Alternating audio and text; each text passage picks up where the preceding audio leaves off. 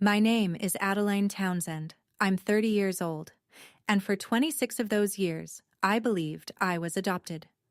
Last April, at my cousin's wedding in Millfield, North Carolina, my Aunt Lorraine had 4 glasses of champagne and said 7 words that detonated 3 families. What happened in the 5 days after that wedding? The DNA results, the letter I found in my mother's closet, the half-sister I never knew existed. I couldn't make this up if I tried. I took the test on a Monday. By Thursday, 3 families had fallen apart. And the woman who held it all together with silence and Sunday dinners, she never saw it coming. Before I take you back to that Saturday in April, take a second to hit like and subscribe. Drop a comment. Tell me where you're watching from and what time it is where you are. Your support keeps these stories going. Now let me take you back to Millfield. Population 4,000, the kind of town where everybody knows your name, your business, and who sits in which pew on Sunday morning. I grew up on the 3rd Street past the post office, in a yellow house with a chain-link fence, and a mother who reminded me, weekly, how lucky I was to be chosen. Chosen. That word followed me everywhere. My mother, Linda, had a way of saying it that sounded generous. We chose you, Adeline. Out of everyone, we chose you. She said it at the dinner table. She said it in the car. She said it when I asked for new sneakers, and she said no, because Tyler, my older brother, her biological son, needed baseball cleats first. Tyler is 33, 3 years older than me. He got the bigger bedroom, the first car, the college fund. I got a twin mattress in the room next to the water heater and a clear understanding of the hierarchy. Don't get me wrong, I wasn't neglected. I was fed. I had clothes. I went to school. But there was a line in our house. Tyler stood on one side. I stood on the other. And the line was drawn with one word: adopted. When I was 12, I asked my mom about my birth parents. Just once. She cried for 2 hours, sat on the kitchen floor with her knees pulled up, mascara running, telling me I was breaking her heart. My dad, Frank, came home from work, saw her on the floor, looked at me, and said, "What did you do?" I was 12. I asked a question. I never asked again. Not at 13. Not at 16. Not at 22, when I graduated with a degree in clinical laboratory science, and nobody from my birth family was in the audience because I'd been trained to believe they didn't want me. That's 14 years of silence. Not because I didn't care, because my mother made caring feel like treason. I put myself through East Carolina University, 4 years of scholarships, part-time lab work, and ramen noodles. Clinical laboratory science, the kind of degree where you spend your days running blood panels and genetic screenings for people who need answers about their own bodies. Graduation day, Linda didn't come. She was helping Tyler move into his new house. Tyler, who'd gotten a down payment from my parents. Tyler, whose house was 40 minutes away. My ceremony was at 2 o'clock on a Saturday, and she chose to hold a moving box instead. Frank came, alone. He drove 90 minutes in his work truck. He sat in the last row with a $12 bouquet from the gas station. I saw him clap when they called my name. That's the image I keep. My dad in steel-toed boots, sitting behind 300 strangers, holding grocery store carnations like they were roses. I got hired at Mercer Valley Regional Hospital. Starting salary, $68,000. I processed diagnostic tests, hematology, genetic screenings, tumor markers.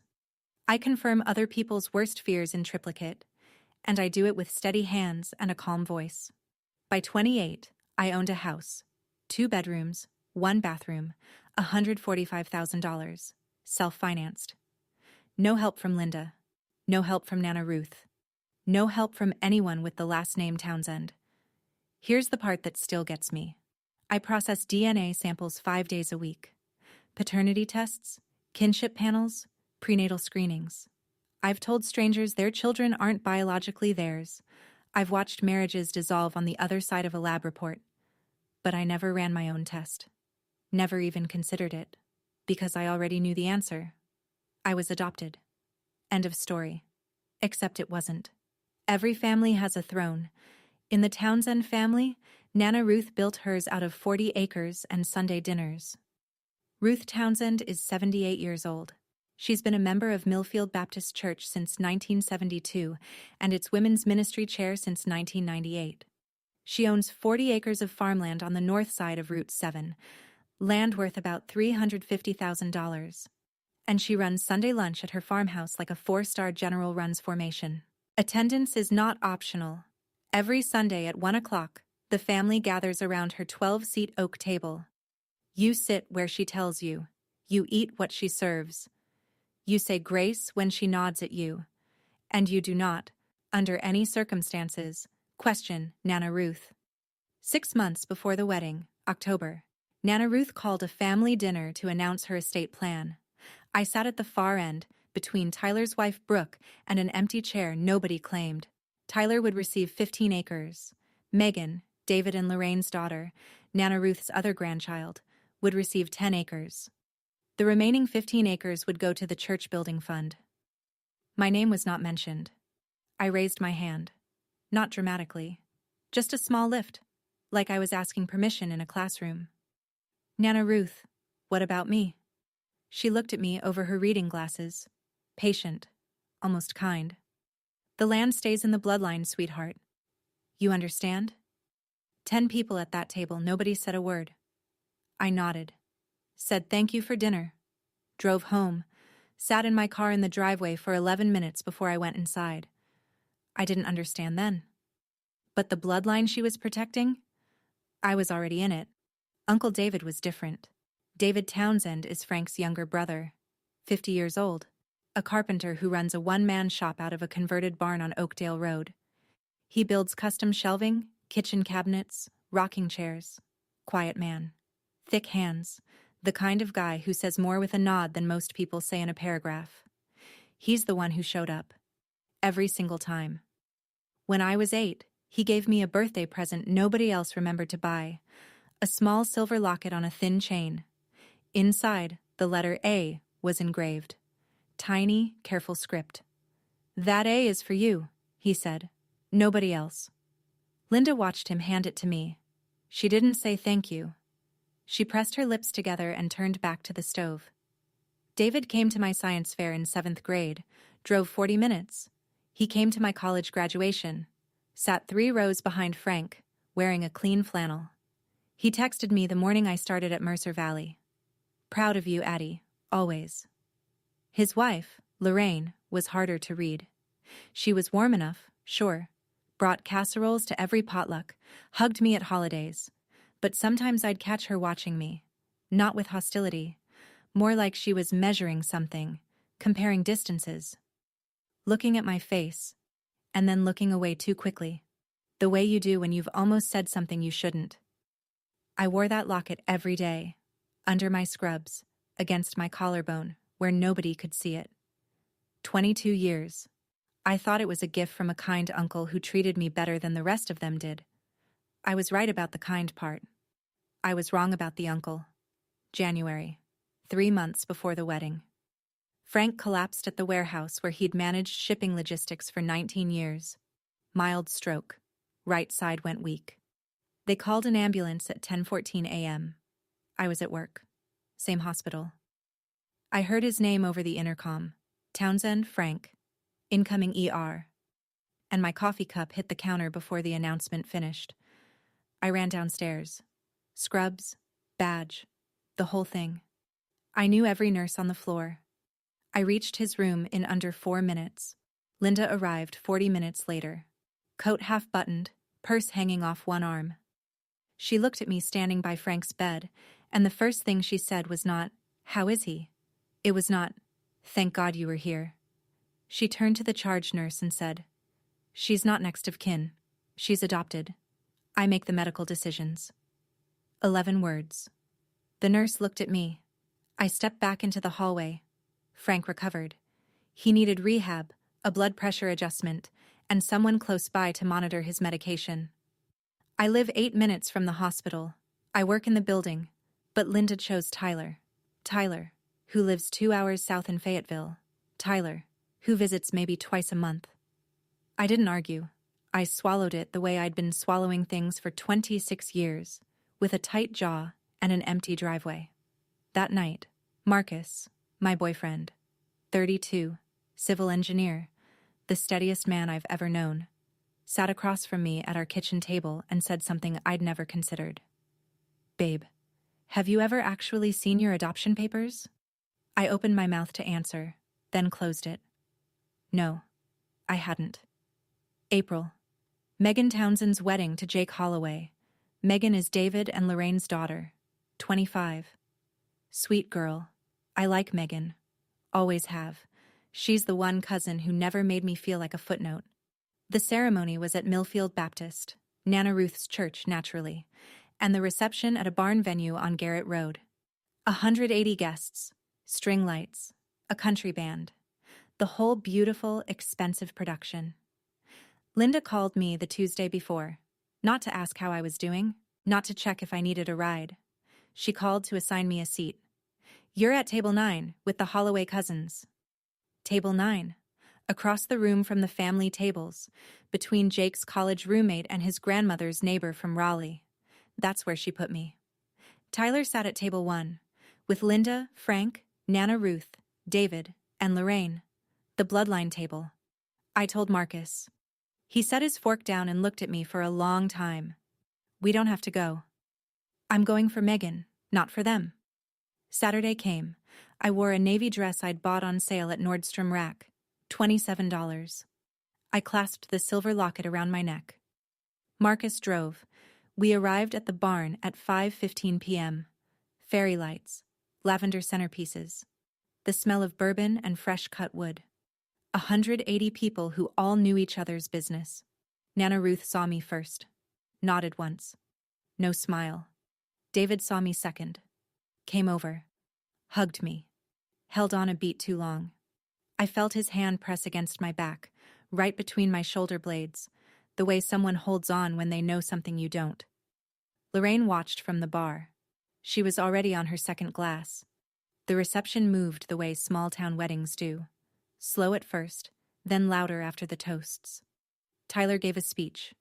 Stood up at table 1, tapped his glass, and said something about Townsend blood running deep. "This family," he said, "we stick together." Marcus squeezed my hand under the table. The band played.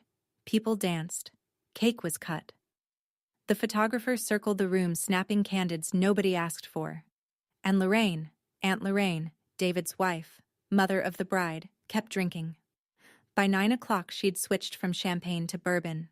I watched her across the room.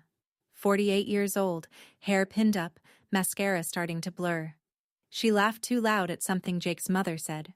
She hugged Megan twice in 10 minutes, both times wiping her eyes.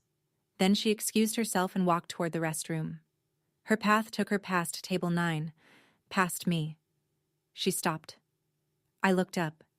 She was standing close enough that I could smell the bourbon and her perfume, something floral, something heavy. She looked at my face, then at the locket, then back at my face. "David always did have a soft spot for you." She said it quietly. Half smile, eyes glassy. Across the room, David saw her standing at my table. I watched his face change. The color left it like someone had pulled a plug. Linda saw it too. She set her glass down, started walking toward us, but Lorraine wasn't done. She leaned closer. Her breath was warm.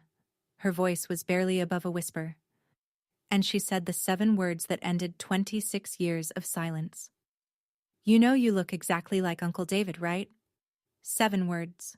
I laughed. Automatic response. "People say that sometimes."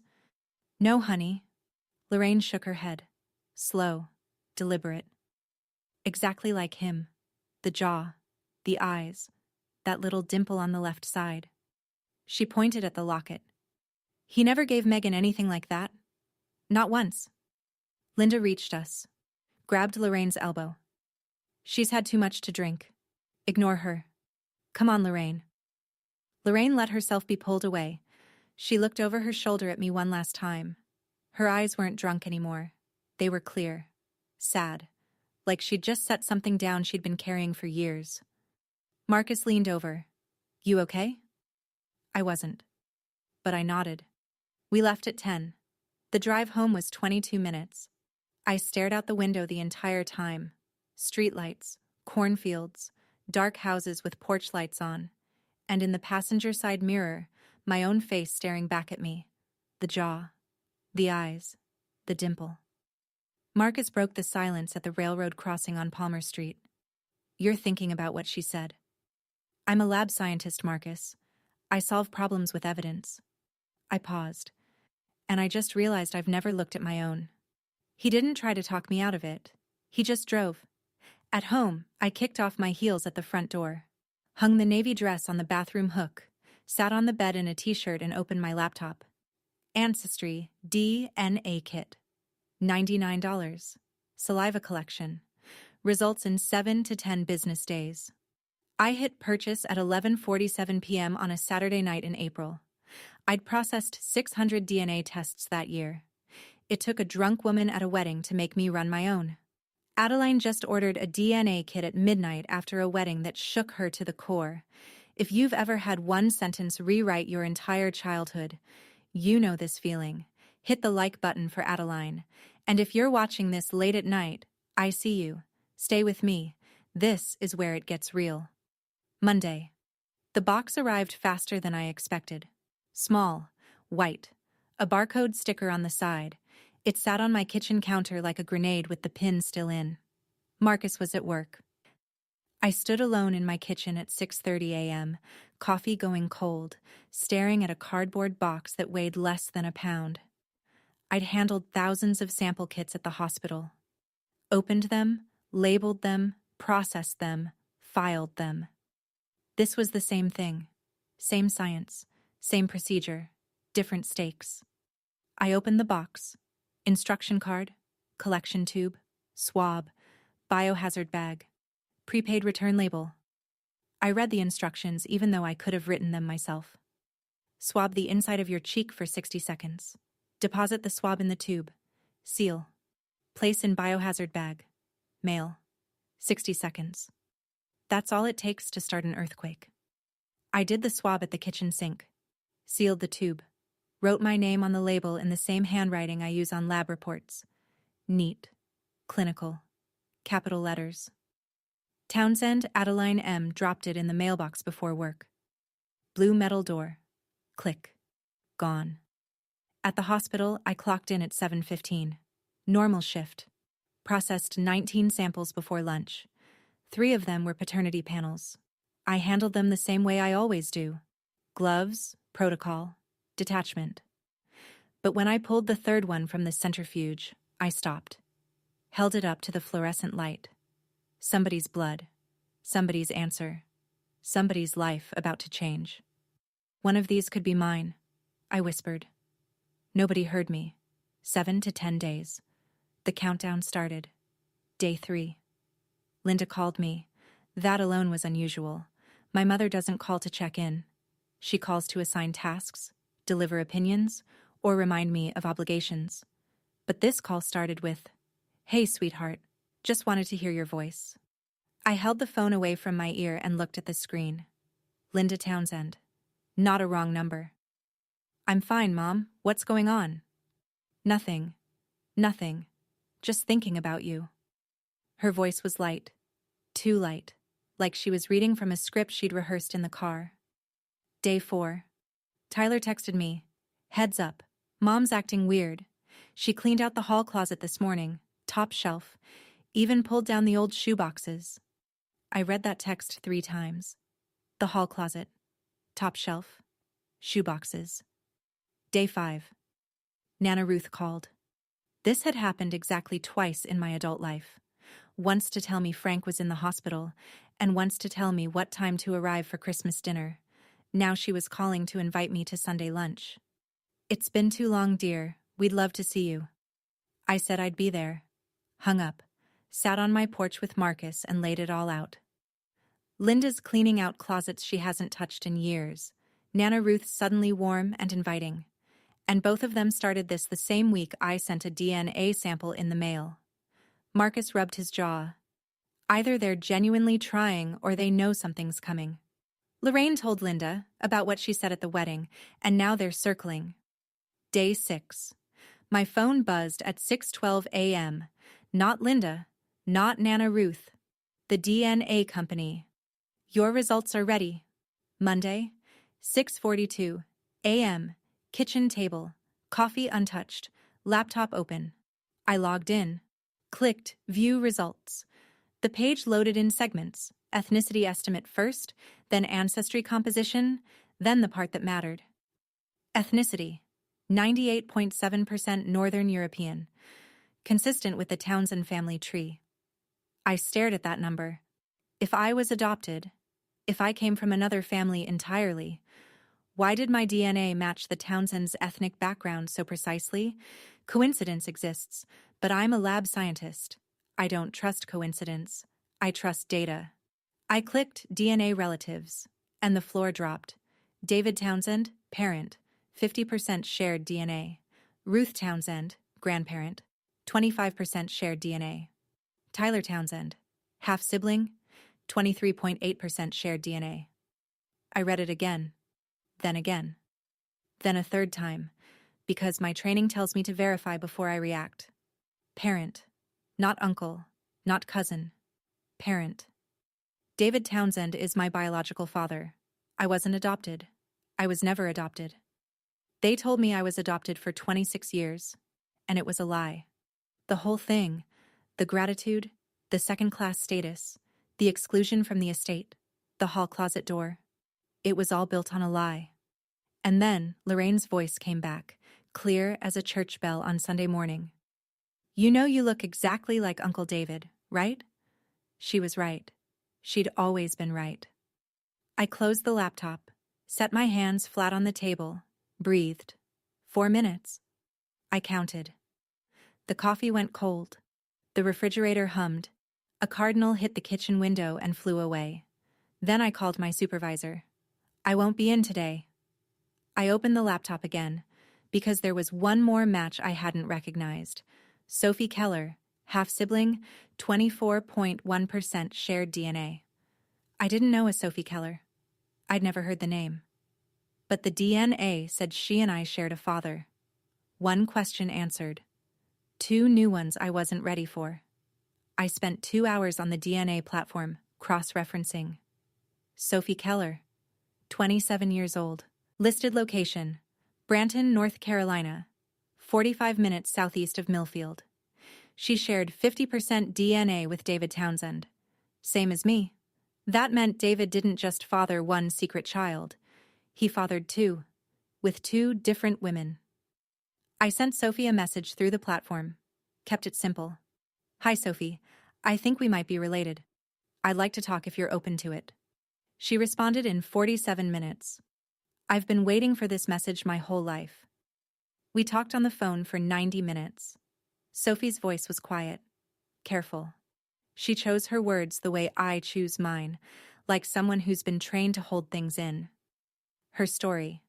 Her mother, Janine Keller, always told her that her father was a man who left before you were born. Sophie grew up in Branton with Janine and a stepdad, Tom Keller, who married Janine when Sophie was 3. Tom and Janine divorced when Sophie was 10. Tom still sends birthday cards, still calls her his daughter. Sophie took a DNA test 2 years ago, searching for her biological father. No matches then. The databases were smaller. But this year, when I submitted mine, the algorithm connected us. So David is your father too, Sophie said. Not a question. Yes. And nobody told you either? No. They told me I was adopted instead. Long pause. Then Sophie said something that sat in my chest like a brick. One affair I could almost understand. 2 children, by 2 different women, hidden for decades? That's not a mistake, Adeline. That's a system. She was right. And the system had architects. Tuesday afternoon. Linda works at the flower shop from noon to 5. Frank was home, resting in the recliner with a blood pressure cuff on his arm and a crossword on his lap. I drove to my parents' house, parked in the driveway behind Frank's truck. Went inside. Frank looked up from his puzzle. Addie, Wasn't expecting you. Hey, Dad, I need to grab something. A form at work needs a copy of my adoption paperwork. Medical records thing. Frank held my gaze for 3 seconds longer than normal. Ask your mother. She handles the papers. She's at work. I'll just check the closet. Won't take long. He didn't stop me. He didn't follow me either. He went back to his crossword, but I could feel him listening. The way you listen when you know the next room is about to get very quiet. I went to the master bedroom. Opened the hall closet. Top shelf. The shelf Tyler said Linda had been cleaning out. 2 shoeboxes. A stack of Christmas cards held together with a rubber band, and behind them, pushed to the back corner, a manila envelope. Thick. The corners were yellowed. The flap was sealed with packing tape that had gone brittle with age. I pulled it down, sat on the edge of the bed, peeled the tape. No adoption papers. Nothing from an agency, no court filings, no placement documents. Instead, a birth certificate, State of North Carolina. Name, Adeline Marie Townsend. Mother, Linda Beckett. Townsend. Father, blank. And beneath it, a single sheet of paper. Handwritten. Blue ink, careful cursive. Dated July 1996. I was 4 months old. Linda. This is the story we tell. She is adopted.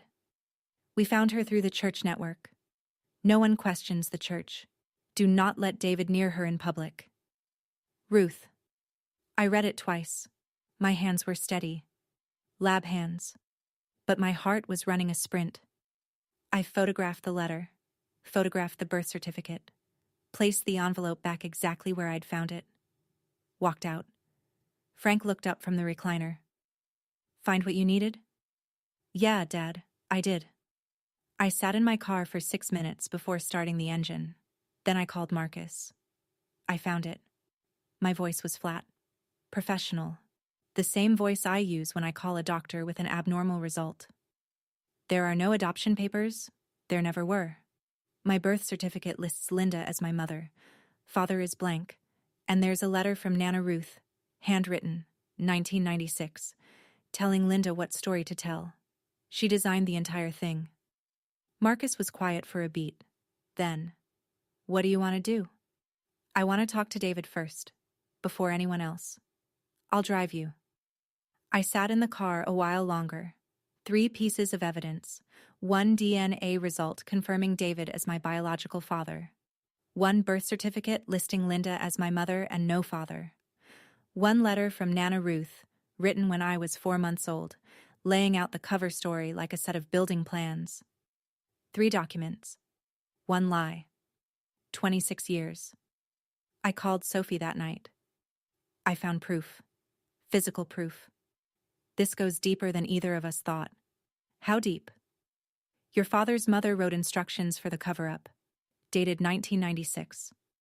She told my mother to use the church as a front. Sophie exhaled. Long and slow. Take your time, Adeline. I've waited 27 years. A few more days won't break me.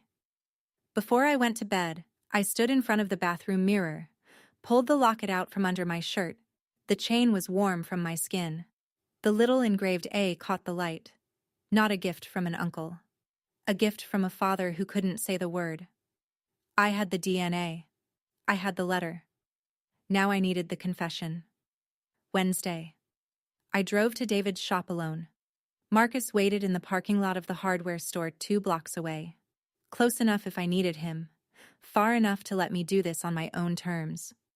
David was sanding a walnut tabletop when I walked in. Sawdust on his forearms, radio playing low. He looked up and smiled the way he always does. Warm, immediate, like I was the best part of his afternoon. Addie, what brings you? I set the DNA printout on the workbench, right on top of the sawdust. His smile faded. Slowly, the way stain darkens wood. Not all at once, but grain by grain, until the original color is gone. He looked at the paper, looked at me, looked at the paper again. His hand stopped moving. How long have you known? I asked. He sat down on his work stool, took off his safety glasses, rubbed his eyes with the back of his wrist. 30 seconds of silence. The sander kept running. He reached over and switched it off. Since the day you were born. The shop was quiet. Just the two of us and 30 years of silence between us. He told me. Linda and him. It happened when Frank was deployed. 6 months, Fort Bragg reassignment. David was 20. Linda was 24. He came over to help with the gutters, then the porch light, then the kitchen faucet, then. It was one time, he said. Stupid. Wrong. I knew it was wrong. Linda found out she was pregnant a month later. Nana Ruth found out a month after that. And Nana Ruth made the decision. She told me if I claimed you, I'd lose the family. All of it. The shop. The land. Everything. He reached toward the locket at my neck. His fingers stopped an inch short. I gave you that because I couldn't give you my name. His eyes were red. His voice cracked. I wanted to tell you every single day, Addie. Every single day. I let him sit with that. Then I said what I came to say. You had 10,000 days, David. You chose silence on all of them. He flinched. Didn't argue. Do you know who Sophie Keller is? His face collapsed. He knew. David closed his eyes. Kept them closed for a long time, like he was hoping the shop would be empty when he opened them again. Sophie. He said the name the way you say something you've been holding in your mouth for years. Carefully, like it might cut on the way out. 3 years after you were born. I met a woman in Branton, Janine. It lasted 4 months. He pressed his palms against his knees. I don't have an excuse, Addie. I don't have a reason that makes sense. She had your baby. Yes. And you left. Janine didn't want me to stay. She said she'd handle it. She married a man named Tom a few years later. I sent money when I could. Cash. No paper trail. Stopped when Sophie was about 12 and Lorraine started checking the bank statements. I leaned against the workbench. Sawdust under my fingers. The smell of walnut oil and wood stain. And the quiet, desperate mathematics of a man who fathered 2 children he never claimed. You want me to keep another secret, David? For you? He looked at me, eyes wet. Lorraine will leave me. You should have thought about that 27 years ago. Please, I'll tell her myself. Give me time. I looked at this man, my biological father, who'd spent 3 decades playing the role of kind uncle, who bought me a locket because he couldn't buy me a last name, who stood in the back row at my graduation and cried where nobody could see him. I wanted to feel sorry for him. Part of me did. But the larger part, the part that spent 26 years being grateful for a family that was already mine, that part was done. I'll give you until Sunday. Sunday came. David didn't tell Lorraine, so I made my own plan. Friday. I met Sophie in person for the first time. Small cafe in Branton, brick walls, mismatched chairs, a chalkboard menu. I got there 10 minutes early and sat facing the door. When she walked in, I didn't need to check the photo she'd sent me. Brown hair, left side dimple, same jaw. She stopped in the doorway, looked at me, and laughed. Not a happy laugh, but the involuntary kind that escapes when your body doesn't know what else to do. We have the same jaw, she said. Sit down, Sophie. We talked for 2 hours. She ordered a black coffee and never touched it. I ordered water and drank 3 glasses. Sophie's story filled in the gaps David left out. Janine had finally confessed when Sophie showed her the DNA match. Broke down at the kitchen table, admitted everything. David begged me to never tell anyone. He was married. He had his family. He said it would destroy everyone. Sounds familiar, I said. Sophie stirred her cold coffee. I have a dad who raised me and doesn't know I'm not his.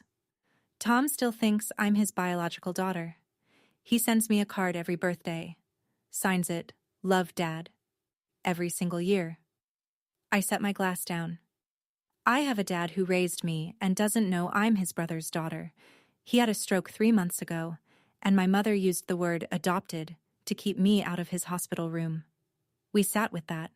2 women, 2 towns, same father, same silence. What do we do? Sophie asked. I'm going to tell the truth. All of it. In front of all of them. At Sunday dinner. Sophie looked at me. I'll be there if you want me to.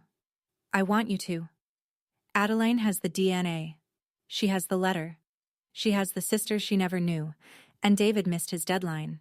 If you've ever held a truth that heavy and wondered whether to speak or stay quiet, you already know what she's about to do. Subscribe so you don't miss the moment everything breaks open. Trust me. You want to be here for this. Sunday lunch at Nana Ruth's. I showed up on time. 1 o'clock. Casserole in hand, smile in place. Linda caught me in the kitchen before I sat down. She pulled me past the pantry, into the hallway near the back door, where nobody could hear us over the clatter of serving spoons and Frank's cough. Her voice was a hiss, low and sharp, like steam escaping a pipe. What did you tell Lorraine at the wedding?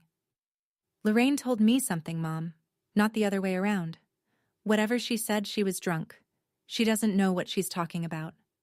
I kept my voice level, the same tone I use when I call a physician with a critical lab value. No emotion, just data. I took a DNA test. The color drained from Linda's face, not slowly, all at once, like someone had flipped a switch behind her skin. Adeline. She grabbed my wrist. Her grip was tight, her rings pressed into my skin. Adeline, honey, we need to talk about this privately, as a family. You have no idea what this will do. What this will do. Or what you did. She switched tactics. Tears came. Fast. Practiced. The exact same tears she'd used when I was 12 and asked about my birth parents.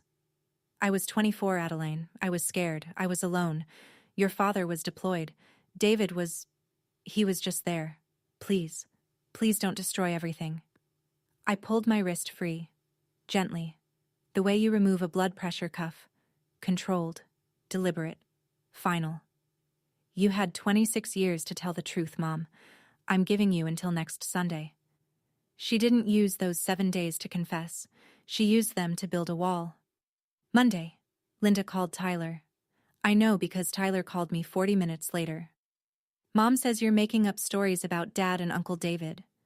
His voice was confused. Not angry. Not yet. Just confused. The way you sound when someone tells you something that doesn't match the world you've been living in. She says you're going through something, that you're obsessed with the adoption thing, and you're trying to tear the family apart. Did she tell you what the DNA test showed, Tyler? She didn't mention a DNA test. Of course she didn't. Tuesday, Nana Ruth called. Her voice was iron. No pleasantries, no warm-up, no. How are you, dear? Straight to the point. I don't know what you think you found, but you will not bring chaos into this family. I won't allow it. Nana Ruth, I found your letter. 3 seconds of silence. Then, you had no right to go through that closet. And you had no right to write that letter. She hung up. Wednesday, Linda called Lorraine. Tyler told me later. Brooke overheard the conversation on speakerphone. Linda's version. Lorraine, honey, I'm so sorry Adeline upset you at the wedding. She's been going through some emotional things lately. We're trying to support her. Lorraine's response. Linda, I said what I said. And I meant it. I sat on my porch that night and mapped it out. Linda wasn't just hiding the past anymore. She was actively constructing a new story, that I was unstable, emotional, delusional. She was poisoning the well before I could draw water from it. The woman who'd spent 26 years lying about my identity was now lying about my sanity. Nana Ruth called David that night. Fix this, or I will. David didn't answer his phone. Wednesday afternoon. Frank called. His voice was thin. Post-stroke thin, the kind of voice that makes you drive faster. Addie, can you come over? Your mom's at the shop. I was there in 11 minutes. He was sitting at the kitchen table, not in his recliner. At the table, upright, like he'd been waiting. In front of him, their wedding photo in a brass frame, and the manila envelope. I found this in the closet, he said. Your mother moved it, but not well enough. I've been married to that woman for 33 years. I know where she hides things. He'd read the letter. I could tell by his hands. They were flat on the table, pressed down hard, like he was trying to keep the room from spinning. "Is it true?" he asked. I sat across from him, set my phone on the table, screen up, showing the DNA results page. "The DNA confirms it, Dad. David is my biological father." Frank stared at the screen, then at the wedding photo, then out the window, at the backyard where Tyler and I used to catch fireflies in mason jars. He didn't speak for a long time. When he finally did, his voice was steady, barely. "I always knew something wasn't right. The timing, the way your mother acted when she told me about the adoption, the way David looked at you." He paused. "But I told myself a lie was easier than losing everything." I didn't answer that. There was nothing to answer. Then Frank said the words I didn't know I needed to hear. Quiet. Raw. Like he was pulling them out of somewhere deep. "You're my daughter, Addie. DNA or not. You've always been my daughter." I cried. First time in this whole story. First time in years, if I'm honest. He reached across the table and held my hand. His grip was weak on the right side, the stroke side, but he held on. "What are you going to do?" he asked. "Tell the truth. At Sunday dinner. In front of everyone." Frank nodded. Slow. Certain. "I'll be there." Thursday. I went to the house again. This time I brought the envelope and the printed DNA results. Linda was in the kitchen wiping the counter. The same counter she'd wiped 10,000 times, in the same circular motion, like she could scrub the truth off any surface if she rubbed hard enough. She saw the envelope in my hand. The sponge stopped moving. "I looked for my adoption papers, Mom." "Adeline, I can explain. There were no adoption papers, Mom, because there was no adoption." She stood perfectly still. The sponge dripped onto the counter. Drip, drip, drip. I opened the printout and set it beside the sponge. "David Townsend, parent, 50% shared DNA." Linda lowered herself into the kitchen chair like her legs had stopped working. The tears started. Fast. Loud. Hands over her face, shoulders shaking, the full performance. I was so young. I was so scared. You have to understand. If Frank had found out, I would have lost everything. The house, the family, everything. "You did lose everything, Mom. You just postponed it 26 years. The tears stopped. Just like that. Like a faucet handle had turned. And underneath the tears was something harder. Something sharper. "So what?" Her voice was cold now. "You're going to humiliate me in front of the whole family? After everything I've done for you? You told me I was adopted, so you wouldn't have to admit you had an affair with my father's brother. That's not something you did for me, Mom. That's something you did to me. I am your mother. Then act like one.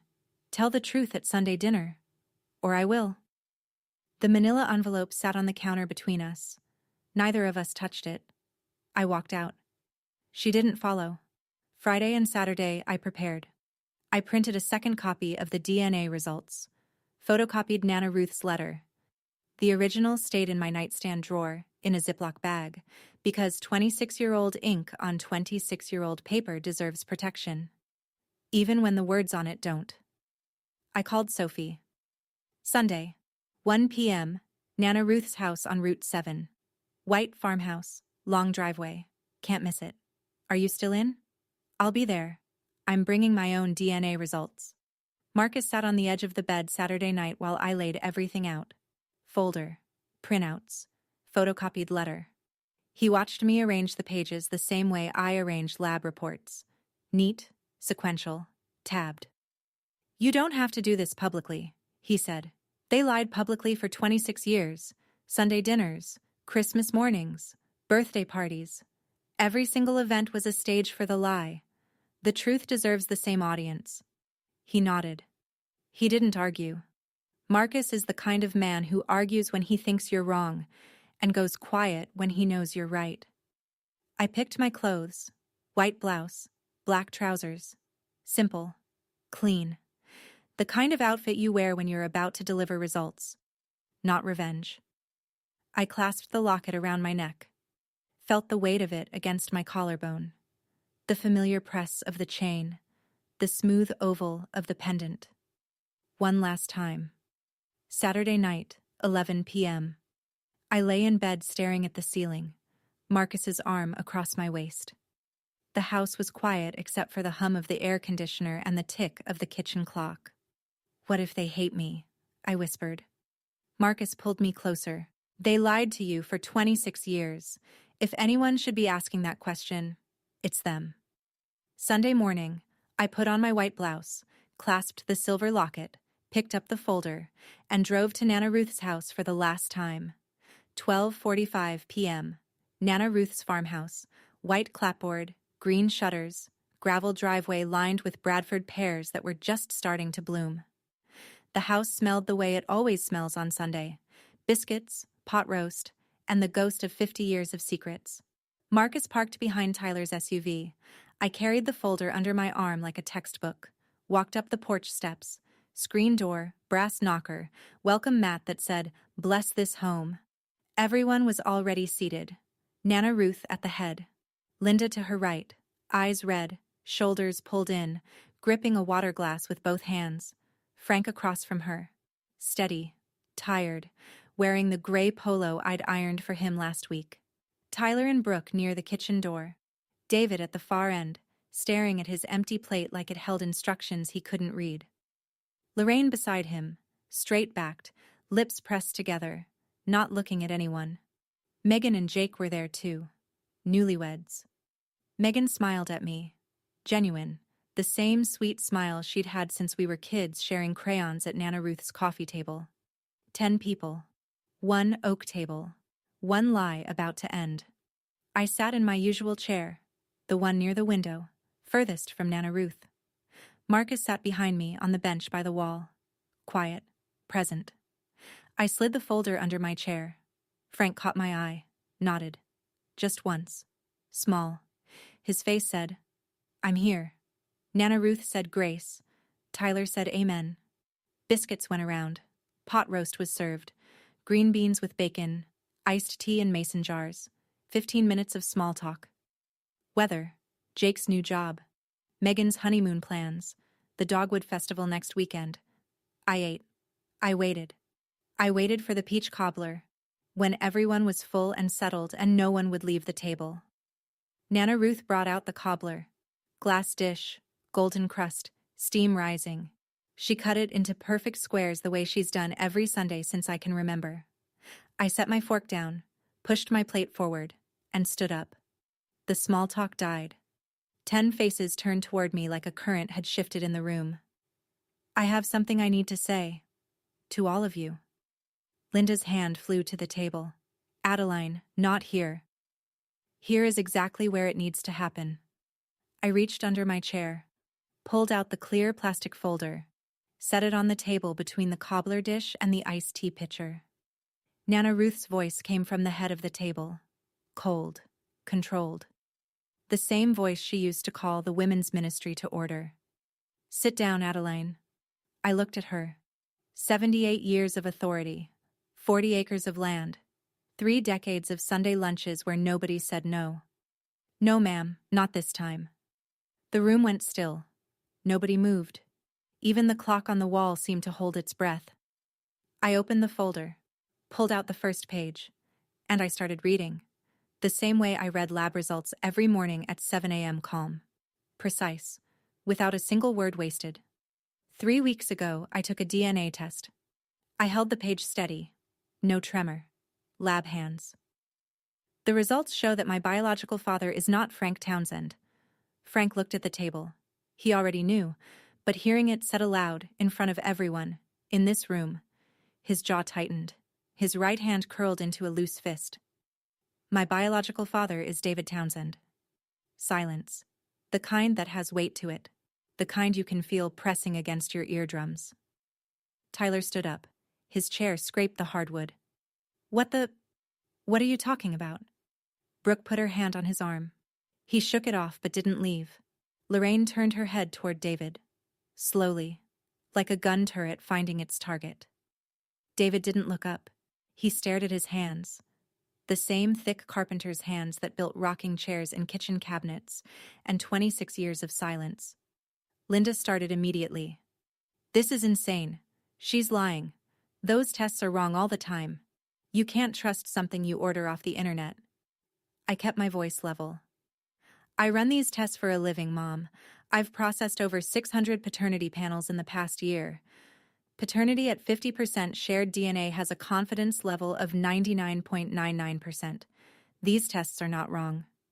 I slid the printout across the table. Tyler picked it up. His eyes moved across the page. I watched him find the match. David Townsend, parent. 50% shared DNA. Tyler's lips moved while he read, then stopped. He looked at Linda. Mom, is this true? Linda's mouth opened. Closed. Opened again. Nothing came out. Megan reached for Jake's hand under the table. Nana Ruth hadn't moved. Her cobbler server was still suspended in midair, a perfect square of peach cobbler balanced on the edge. Mom, Tyler's voice was harder now. Is this true? Linda pressed her napkin to her mouth and started crying. I reached into my bag, pulled out the manila envelope, set it on the table, right beside the cobbler dish, right where everyone could see the yellowed corners and the brittle packing tape. This was in Mom's closet. Inside this envelope is a letter, handwritten, dated July 1996. I was 4 months old. Nana Ruth spoke. I don't know what you're talking about. I pulled the photocopy from the folder and read it aloud. Every word. Same lab report voice, same steady rhythm. Linda, this is the story we tell. She is adopted. We found her through the church network. No one questions the church. Do not let David near her in public. I looked at Nana Ruth. Signed, Ruth.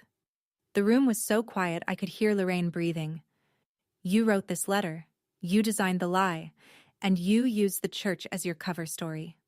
Nana Ruth didn't flinch. Didn't deny it.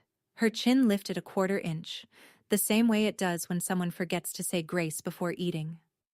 I did what I had to do to protect this family. You didn't protect this family, Nana Ruth. You buried the truth under it. And you built everything. The land, the name, the Sunday dinners, on top of a lie. Tyler, still holding the DNA printout, now reached for the photocopy. Read it. His hands were shaking. Grandma, you knew? This whole time? Sit down, Tyler. Don't tell me to sit down. The hierarchy cracked. Right there, over peach cobbler and iced tea. I turned to Lorraine, softened my voice, just slightly. She deserved that much. Aunt Lorraine, at the wedding you said something to me. You said, you know you look exactly like Uncle David, right? Lorraine nodded, tears on her cheeks, silent. You were right. The front door opened. Every head turned. Sophie Keller stood in the doorway. Brown hair pulled back. Left side dimple. Same jaw as mine. Same jaw as David's. She was wearing a blue blouse and dark jeans. She held a folder in her hands. Clear plastic, just like mine. Lorraine saw her first. Her hand went to her mouth. David saw her second. He stood up so fast his chair tipped backward and hit the floor. The crash echoed through the kitchen like a gunshot. Everyone, I said, this is Sophie Keller. She's 27 years old. She's from Branton. And she's David's daughter. David's voice broke. Adeline, stop, please. Sophie stepped into the room. She didn't look at David. She looked at the family. At the faces around the table. At the cobbler and the iced tea and the biscuit crumbs and the 26 years of lies laid out on the oak surface like evidence in a trial. My name is Sophie. I spent 27 years being told my father left before I was born. Her voice was steady. She'd rehearsed this. I could tell. He didn't leave. He was sitting at this table. Lorraine stood up. Looked at David. How many? Her voice was flat. Not a scream. Worse than a scream. A scream has heat. This was ice. How many more are there? Lorraine, please. How many? David didn't answer. Linda made one last attempt. This girl could be anyone. You can't just walk into someone's house and... Sophie set her folder on the table, opened it, slid her DNA printout next to mine. David Townsend, parent, 50% shared DNA, same as Adelaine's. Linda's mouth closed. She sat back. Her fight was gone. 2 DNA results, 1 table. 1 man who fathered 2 families he never claimed. Linda stood up. The chair screamed against the hardwood. Her voice cracked open like something that had been held too tight for too long. You're destroying this family, Adelaine. After everything we did for you, after we raised you, after we gave you a home. I didn't raise my voice. Didn't need to. You lied about who I am for 26 years. That's not doing something for me, Mom. Nana Ruth spoke next. She didn't yell. Nana Ruth doesn't yell. She delivered her words like a judge reading a sentence. If you walk out that door, Adelaine, don't come back. You are out of this family. I turned to face her. 78 years old, 40 acres, chairwoman of the women's ministry, builder of Sunday dinners and generational lies. I was never in this family, Nana Ruth. You made sure of that. I held her gaze. The land stays in the bloodline. Remember? Your words. October. At this table. Tyler's face was white. He looked from Linda to Nana Ruth to David. I can't believe you, any of you. David was crying, head down, shoulders forward, hands gripping the edge of the table. I'm sorry. I wanted to tell you. Lorraine cut him off. Her voice was low, controlled, terrifyingly calm. Get out of my house tonight. Pack a bag. I don't care where you go. Frank hadn't spoken through any of it. He sat in his chair with his hands flat on the table, the stroke side trembling slightly. When the room finally went quiet, the kind of quiet that comes after an explosion, he spoke. Linda. His voice was gravel. Were there others? Besides David? She looked at him. Mascara streaked, lips parted. Frank, Were there others?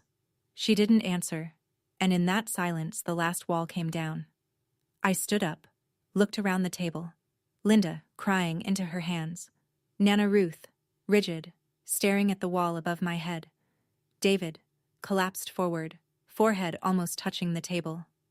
Lorraine, standing, arms crossed, trembling. Tyler, head in his hands. Brooke rubbing his back. Megan pressing her face into Jake's shoulder. Frank, still seated, still steady, looking straight at me. Sophie stood by the door, waiting, patient, like she'd been waiting her whole life to leave a house she'd just entered. I reached up to my neck, unclasped the silver locket, held it in my palm for a moment, the weight of it, the warmth from 22 years of wearing it against my skin. The little A, engraved in careful script by a man who gave me a letter because he couldn't give me his name. I set it on the table, next to the manila envelope, next to the 2 DNA printouts, next to the peach cobbler that nobody was going to eat. I spent 26 years earning my place in a family that already owed me the truth. I turned, walked past Sophie, past the screen door with the brass knocker, past the welcome mat that said, "Bless this home," down the porch steps, across the gravel. Marcus was leaning against the car. He opened the passenger door without asking. I got in. He got in. The engine started. The gravel crunched. And in the side mirror, Nana Ruth's white farmhouse grew smaller and smaller until the Bradford pears swallowed it whole. I didn't cry. I didn't look back. 3 families. 5 days. Here's what happened. Frank moved out of the yellow house within 2 weeks, packed a duffel bag and his blood pressure medication, and drove to the Comfort Inn on Route 12. Room 214. He filed for legal separation in May. 33 years of marriage, undone by a letter he never should have had to find. Linda stayed in the house, alone. The flower shop cut her hours. She couldn't focus, kept miscounting stems, wrapping arrangements with trembling hands. Tyler called her, but the conversations were short, clipped. He'd say, "I love you, Mom," at the end, but the warmth was gone, replaced by something careful and measured, like a man testing weight on a broken step. David moved out the night of the dinner. Lorraine packed his bag for him, folded his shirts, zipped the duffel, set it on the porch. No screaming, no scene, just a closed door and a deadbolt turning. He slept at the Millfield Motor Lodge for 3 weeks, then rented the room above his woodshop. 40 feet of particle board ceiling and a cot that creaked every time he turned over. Megan stopped answering his calls. Lorraine filed for divorce in June. Sophie called Tom Keller, the man who raised her, who signed every birthday card "Love Dad," and told him the truth. Tom went quiet for 4 days. Then he called back.